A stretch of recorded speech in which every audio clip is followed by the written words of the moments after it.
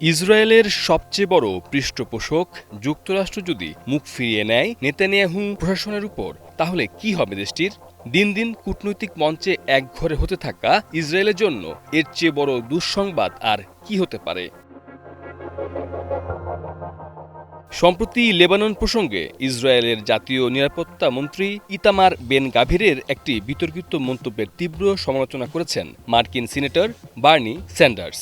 Ben গাভিরকে যুদ্ধাপরাধী হিসেবে আখ্যায়িত করে স্যান্ডার্স সাফ জানিয়েছেন, জেরুজালেমের বর্তমান প্রশাসনকে আমেরিকার কোনো ধরনের সমর্থন বা সহায়তা দেওয়া উচিত নয়। দক্ষিণ লেবাননে ইসরায়েলি সেনাবাহিনীর 4 সেনা নিহতের খবর প্রকাশের পর গত ১৯ জুন সামাজিক যোগাযোগ মাধ্যমে বেন গাভির দাবি করেন, পুরো লেবাননকে পুড়িয়ে ছাই করে দিতে হবে। তার এই উগ্র মন্তব্যের জবাবেই ভারমন্টের স্বতন্ত্র সিনেটর বার্নি স্যান্ডার্স এই কড়া প্রতিক্রিয়া জানান।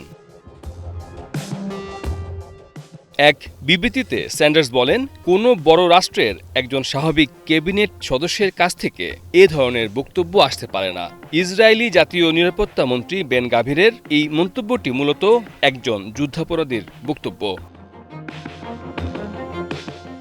সম্প্রতি আন্তর্জাতিক চাপ উপেক্ষা করে বেন গাভির সামাজিক যোগাযোগ মাধ্যম এক্স এ তার উগ্র অবস্থানের পক্ষে সাফাই গিয়েছেন।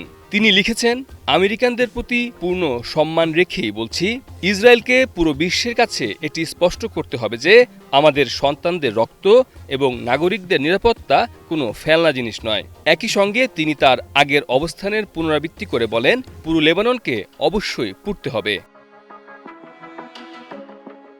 এদিকে লেবাননে ইসরায়েল এবং হিজবুল্লাহর মধ্যকার সংঘাতের উপর সার্বক্ষণিক নজরদারির জন্য একটি ব্যবস্থা চালু করেছে ওয়াশিংটন। গত সোমবার একজন মার্কিন কর্মকর্তা জানান, মার্কিন সামরিক বাহিনীর সেন্ট্রাল কমান্ডের মাধ্যমে এই সার্বক্ষণিক পর্যবেক্ষণ ব্যবস্থা প্রতিষ্ঠা করা হয়েছে।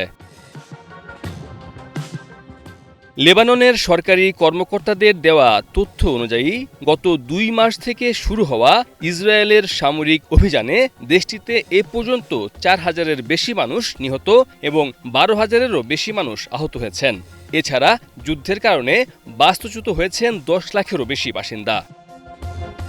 মির্জা রকিবুল হাসান, নিউজ 24।